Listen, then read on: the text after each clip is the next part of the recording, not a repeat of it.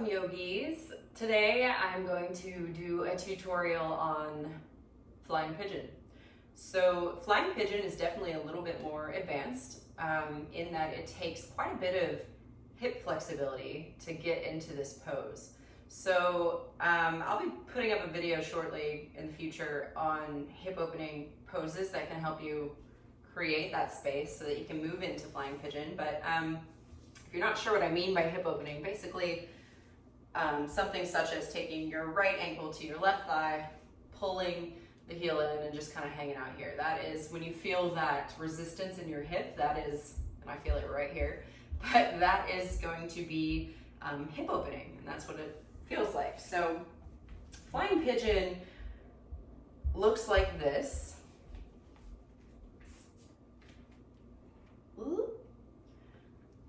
Okay, so this is what our Flying Pigeon looks like. It can be helpful to use a strap when you're coming into Flying Pigeon. So if you have a strap handy, you want the strap itself. It's kind of like a old school belt, like when we were in middle school or whenever I wore them in high school too. But I'm gonna unwind this just so you can see how to put this together. So this actually helps with all arm balances for the most part. You can take the strap, feed one end through both of your loops, and then feed that same end through just one loop again. So it'll give you that kind of, just like those belts, those old school belts we used to wear.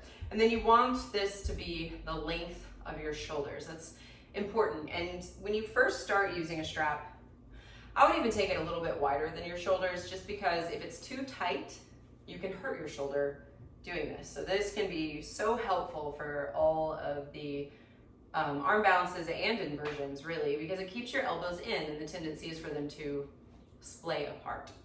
And I've talked about that in some of my other videos. If you don't have a strap, no big deal. You can do it without one as well.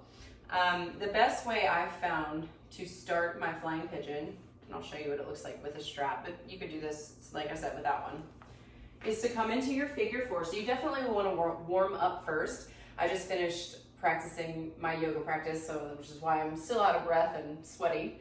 But you definitely want to make sure you're warm and your hips are open. So you've done some hip opening work before you attempt this. Okay, so figure four. Right ankle will come to your left thigh.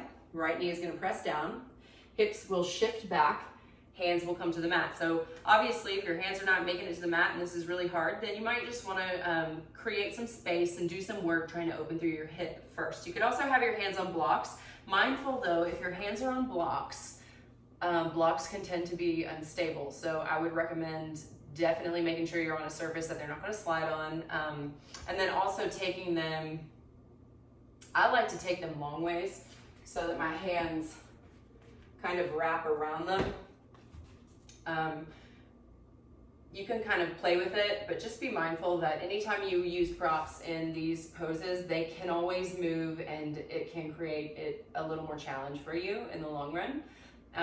The other thing that you could do is just practice, like I said, those hip openers. So we're gonna keep this simple for today. I could speak a lot to Flying Pigeon, but I just kind of want to talk about a couple key points, and those points being, when you're moving into your pigeon, you want to try to create that shelf. So it's that shelf, the elbows are drawing into one another. This is just a crow pose, but a little bit of a 90-degree angle in your elbows is going to give you good stability. So when you're working your Flying Pigeon, back to, I'm like a little squirrel, I just get distracted. So right ankle, left thigh, hands will come to the earth.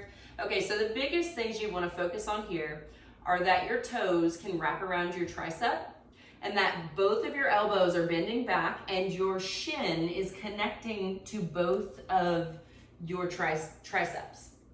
So from that space, I'm gonna go this way so you can see me. And the strap, again, is just helping me to keep my elbows in. So from this space, and this strap can also be helpful to kind of lift up that back leg. So you wanna try to get your heel to pull into your glutes before you ever try to kick it away. So you've got the heel drawing into the glutes. And then once you're here, you're like, okay, I've got the flexibility in my hip, I've got the stability in my hands, I can rest my body weight on my hands. The next key point to get your foot to extend back is the toe curl around your triceps. The more you curl your toes back towards your tricep, the more you can kick your foot back. So it's like opposing actions. You've got the toes curling and you're using that kind of little bind there to extend your other leg back. And that looks like this. And I'm gonna do it without a strap, just because I am used to practicing without a strap. The strap is a little bit distracting. So hip shift back, hands to the mat, toes are curling around. First, I wanna make sure I've got this stability here. And then I'm curling the toes as I'm kicking back foot, back, back, back, back, back. Gaze is forward, because if you look down, tendency is that you're gonna fall forward. If it's scary to you to be on your hands, like say you have the strength for it, but it's scary as hell, put some pillows in front of you. Like, make it a sleepover. You know, if you fall down, you've got pillows there, no big deal. Again, like I say all the time, these are party tricks. They are like yoga tricks. That being said, I wouldn't recommend doing them while you're drinking. Been there, done that. Not very safe. Your body's a lot more loosey-goosey, and it's harder and more dangerous to do these poses. If you have questions about that, please feel free to reach out to me. My name is Rachel. Thank you so much for listening. Namaste.